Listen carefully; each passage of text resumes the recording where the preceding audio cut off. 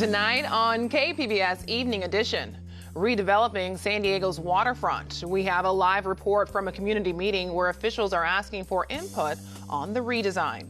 Plus, disasters to detention, how the Trump administration is diverting more than $100 million from FEMA to fund immigration enforcement. And the highs and lows of Lindbergh Field, why climate change is becoming a rising concern. KPBS Evening Edition starts right now.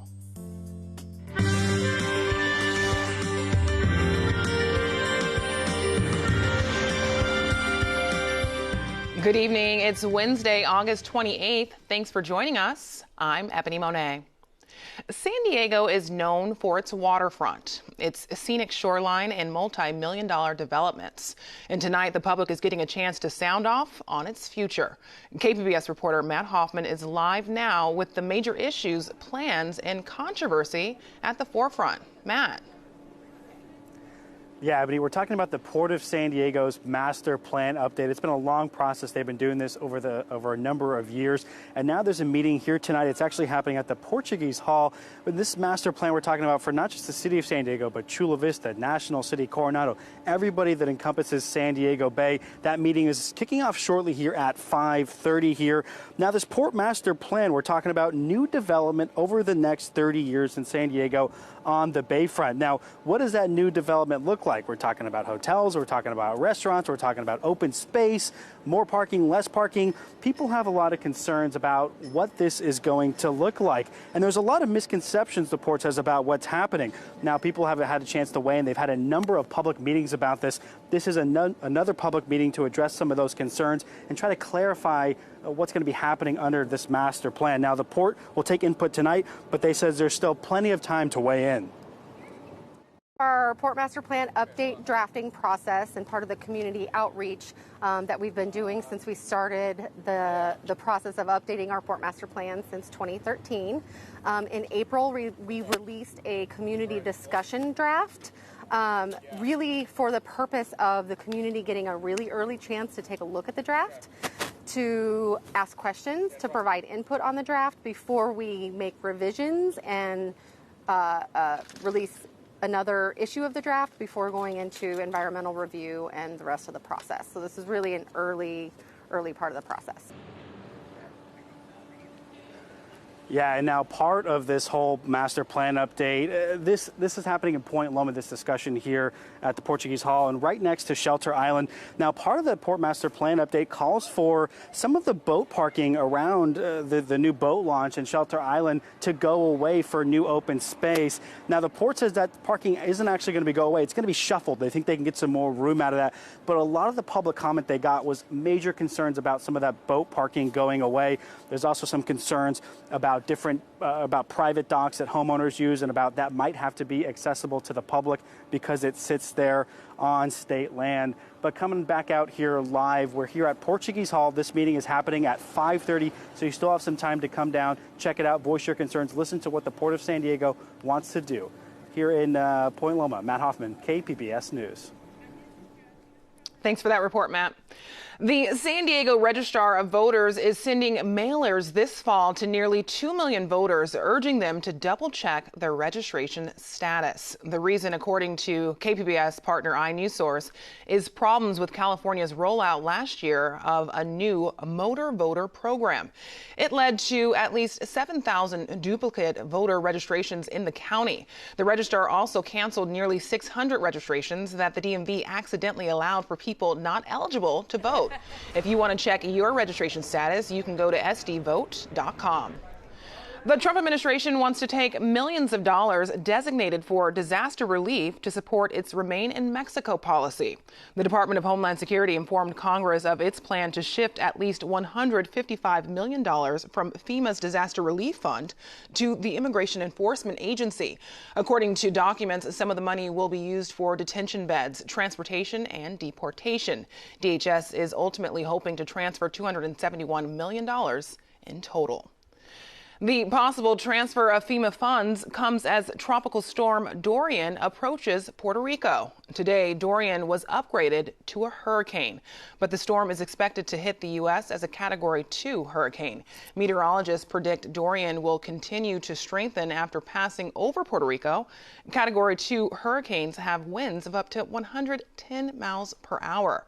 Florida is warning people in the storm's track to prepare now for a possible late Sunday to early Monday arrival, although experts say it's too early to determine Dorian's exact path. Another day brings a change of mind for Brazil's president. The government is now saying it will take international aid, but with conditions. None of them have anything to do with the actual crisis in the Amazon. Camila Burnell reports from Brazil. Brazilian President Jair Bolsonaro has accepted a donation from Great Britain in the amount of £10 million. What is still not clear, however, is whether or not they will take the $20 million donation announced by French President Emmanuel Macron during the G7 summit. The offer was originally declined during personal jabs between the two. In the latest back and forth within their own government, Brazilian President Jair Bolsonaro's spokesman announced Tuesday night that they will take the funds, but only if they can be the ones to administrate them. Just hours earlier, Bolsonaro said Macron would have to apologize for accusing him of lying about climate change policy before taking the $20 million. Mr. Macron should think 2-3 times before he attempts to get out of the complicated situation he is in. But while the politics continue, the Amazon is still burning. Over 80,000 separate fires are ravaging the Earth's lungs, and though there are large tanker planes fighting it from the sky, the real battle can be seen on the ground. Local fire brigades rushing to stop the latest flare-up. What I can see here in the terrain, she says, and the things we found, I bet it was someone trying to clean up their backyard who set the fire, and it got out of hand, and they panicked and called us. It's always this way. In Manaus, Brazil, I'm Camila Burnell reporting. Climate concerns are raising questions at San Diego International Airport. At issue is the rising sea level. As part of our Changing Climate Desk coverage, KPBS environment reporter Eric Anderson says the airport authority is working today with an eye on tomorrow. More than 18,000 airline flights a month travel through San Diego's Lindbergh Field. That's nearly 220,000 flights a year. The airport itself is an economic engine. It generates an impact of more than $11 billion, $3.9 billion in its payroll alone, and the facility, $265 million of revenue each year. Close to 24 million people passed through the terminal last year. Many of them are visitors who spent money at local hotels, restaurants, and attractions. Brendan Reed is the Airport Authority's Director of Planning and Environmental Affairs, and he says the airport is also a key business hub. We met him recently on the southwestern edge of the airport property. We're almost near the end of the runway, actually, so most of the time this is where aircraft are starting their takeoff procedure from. Part of Reed's job is to make sure that the airport continues to be a vital part of the region's economy. And that means understanding how climate change can influence how planes land and take off. We know that this airport has to be operational for this region. And so that's why, again, we're looking at what we can do today to have benefits in 80 years. And I think that kind of foresight and planning is critical, and I think it really demonstrates our proactiveness. Being proactive is critical for a low-lying airport that's next to a saltwater bay. And Reed is confident that sea level rise won't directly affect the runway, but it could hurt nearby properties. Many people might not know, but the airport doesn't sit right on the water. We actually have other property across the street. We have the Coast Guard station. We, of course, have the Port of San Diego's property on Harbor Island, and we have City of San Diego streets. So one of the biggest things we need to focus on, and we've actually made a lot of progress even in the last 5 years, is working as a region with those agencies in particular and looking at how can we collaborate to make sure that something like Harbor Drive is sustained in the long run, because although it's not on airport property, obviously it is critical to get our airport passengers here. Reed says the risk of road flooding will climb with sea levels. Those conditions will be exacerbated by high tides and storms. but he's confident the roads are pretty resilient and can recover quickly from temporary flooding. But Reed says if flooding becomes too frequent, it becomes a problem, especially along busy Harbor Drive, which serves the airport's front door. He says airport officials are committed to making sure passengers have a safe and efficient way to get to the airport. Given the projections that we have now out to the end of the century, there are multiple ways that we can address those issues. Some of it's on site, some of it's going to be in really close collaboration with our partner agencies off-site. That includes the Port of San Diego and the City of San Diego. But not all the plans for climate resilience would happen on property around the airport. Reed says anytime there's new construction on airport property, the project is adjusted to keep sea level rise in mind. Whenever we're designing and constructing a new building, we actually look at how does things like sea level rise impact that. And so we are able to actually change, in some cases, the building elevation pad, so that, again, if there is flooding in the future, those buildings can be more resilient to that. And while current state projections expect a relatively modest impact from sea level rise, about 1.5 feet by 2050, Reed says the airport authority will adjust if those predictions change. When you're dealing with climate resilience, this is certainly not the last time we're going to look at the data. One of the most important things, and that's why we're again helping sponsor Scripps Institute putting in a sensor in the bay across the street, is that we need to have constant data so that new projections can be taken into consideration. And then that, of course, can inform policy decisions. Airport officials hope the planning they do now will protect this facility from climate change in the future. Eric Anderson, KPBS News. San Diego saw some cloud coverage this morning, and it seems to be cooling off a bit. Meteorologist Chris Nallen tells us what we can expect for the rest of the week. And meteorologist Chris Nallen here talking about the weather out west and across California. We have pretty nice weather here, especially south here into San Diego. Overall, the radar loop is going to stay nice and quiet as we head into the night, too. We'll say partly cloudy sky. Temperatures dipping back to right around 70 around the metro. Talking about temperatures elsewhere, Oceanside falling back into the mid-60s. We'll see pretty nice conditions further south. In towards, say, Chula Vista, temperatures will be right around 67 degrees. And look at these warm temperatures around the mountains, though. And a little pretty cool, though. Campo, 58 degrees. Typical numbers will be a little bit warmer, though, during the day in Campo at 97.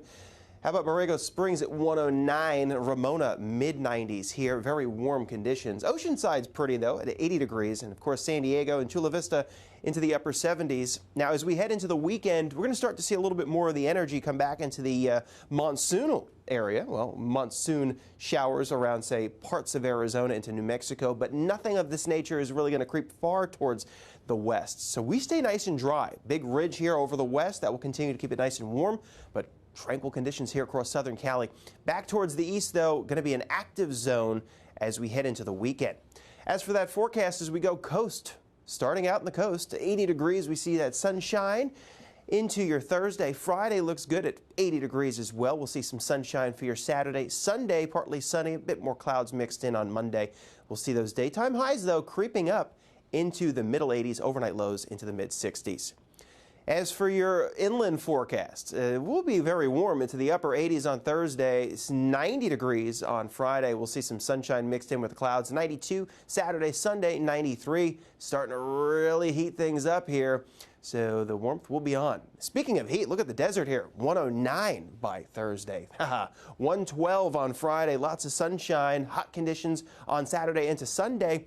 As you can see, the mountain regions, 83 on Thursday, 83 Friday. Saturday will be into the middle 80s here. As you can see, those temperatures will be really warm on your Sunday as well. For KPBS, I'm meteorologist Chris Nallen. Back to you. Democratic presidential candidate Tom Steyer made a visit to San Diego last night to drum up support. But unfortunately for him, he does not have enough backing to take part in next month's debate. According to 2 new polls, the billionaire has failed to register a minimum of 2 percentage points. He spent millions of his own money paying for door-to-door canvassers and ads on Facebook and Google.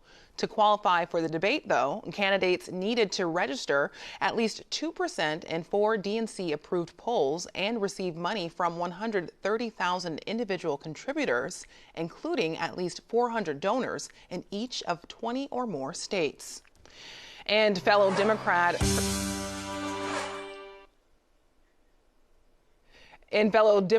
Kirsten Gillibrand also failed to qualify for the Houston debate. So today she announced she's dropping out of the presidential race as well.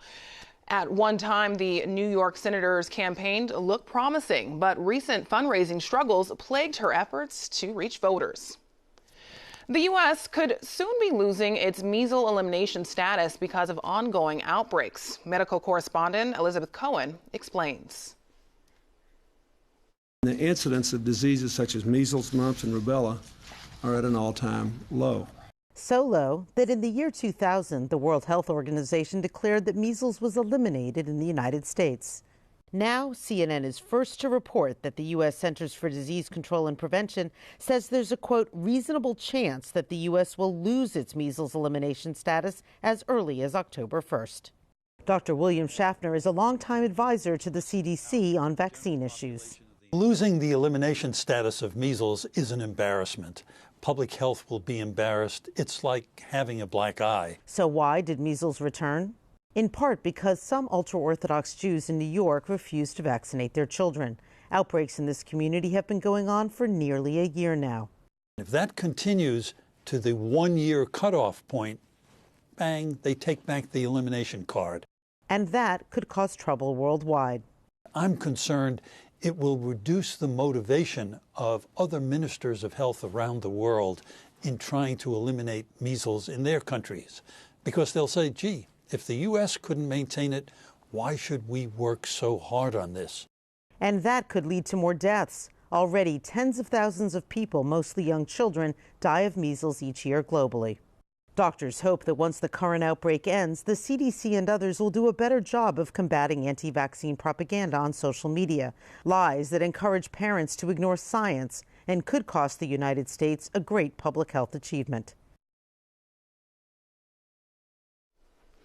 In school, we're all taught reading, writing, and arithmetic. Well, it turns out when it comes to the basics of money, college students aren't doing so well. Maribel Aber reports.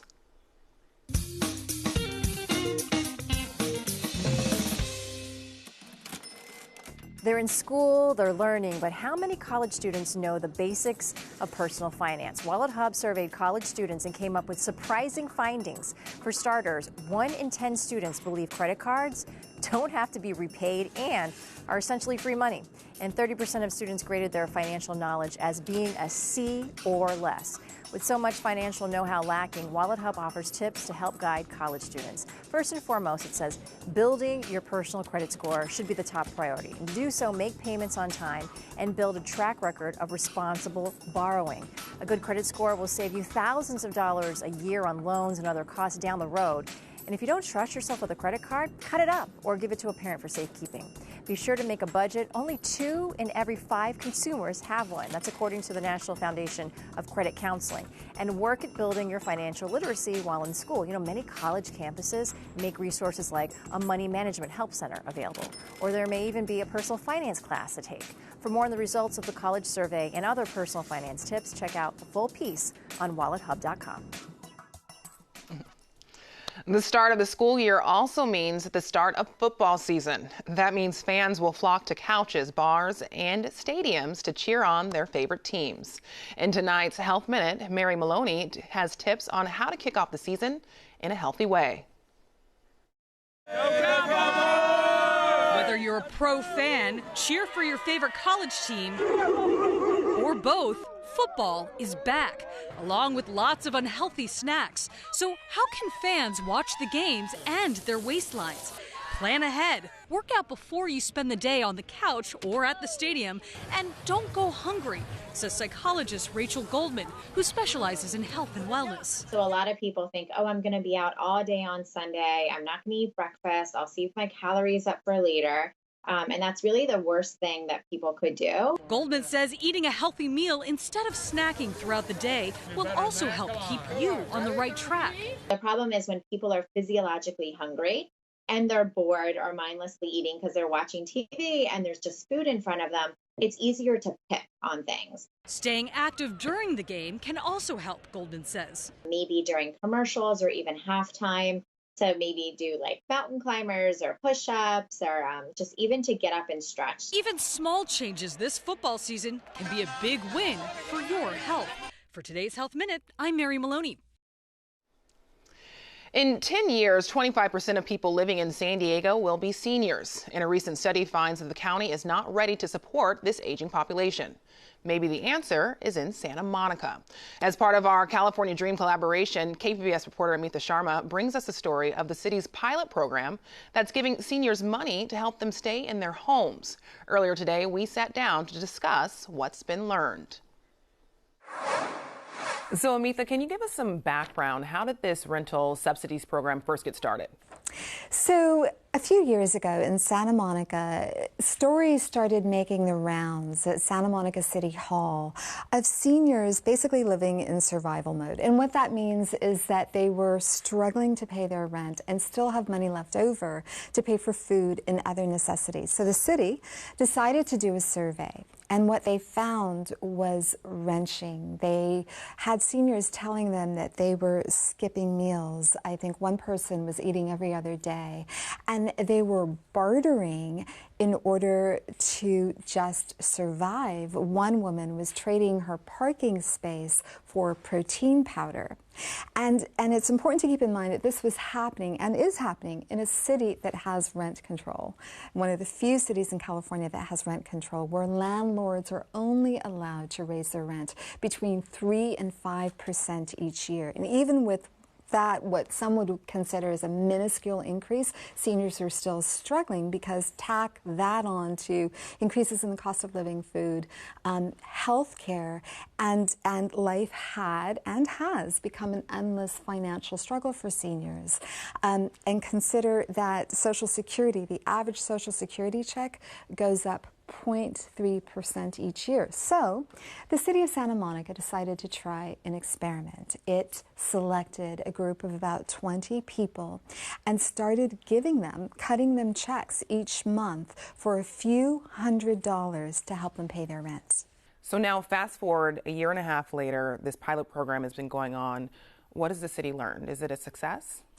Well, in the year that the city has had the program, homelessness among seniors has gone up 3%. But none of the people in the program, none of the seniors in this rental subsidies program has become homeless. So the city does see it as a success, and they want to build on it. But how many more seniors can they now help with this program? Well, they want to expand the program tenfold. They want to take it from helping 20 seniors to helping anywhere between 200 and 400 senior households. And what that means dollar-wise is taking the program from $200,000 a year to around $2 million a year. And how can Santa Monica afford to do this? Well, Ebony, I asked Santa Monica city officials that question last year, and again I asked it of them this year, and they said the same thing. It was, how can we afford not to do this? That when you have a person become homeless, the cost to public services, emergency medical services, police services skyrockets. And it just basically, you know, if you give the same people a few extra $100 a month to keep them in their home, that the choice is pretty clear. Why wouldn't you do that? Okay, and so of course, as you know, homelessness unfortunately is not isolated to Santa Monica, and homelessness rising among the senior population is a problem throughout California. So do you know of any other cities, including maybe San Diego, that are possibly considering taking on a program like this? Well, I checked with some cities, and there are other cities in the state that are doing different things. For example, Sacramento has bought a dilapidated motel, and they're refurbishing it, and they plan to turn that into senior housing. Now, I did check with the city of San Diego to find out if they have anything like this, if they're thinking about anything like this. I put in several calls, and unfortunately, I never heard back. Oh, that's too bad. Amita Sharma, it's been great talking with you. Good talking to you, too. I'm Judy Woodruff. Tonight on the NewsHour, Hurricane Dorian gains strength over the Caribbean. Coming up at 7, right after Evening Edition on KPBS.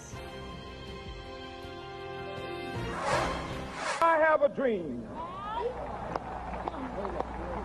that my 4 little children will one day live in a nation where they will not be judged by the color of their skin, but by the content of their character. I have a dream today. On this day in 1963, Dr. Martin Luther King Jr. delivered his iconic I Have a Dream speech during the March on Washington. While speaking to a crowd of more than 250,000 people at Lincoln Memorial, he urged Congress to pass the Civil Rights Act. More than a half a century later, Dr. King's pivotal speech is remembered as a significant moment in the civil rights fight against racial inequality. Dr. King was assassinated just 5 years later in Memphis, Tennessee. You can find tonight's stories on our website, kpbs.org/evening edition. Thanks for joining us. Have a great night.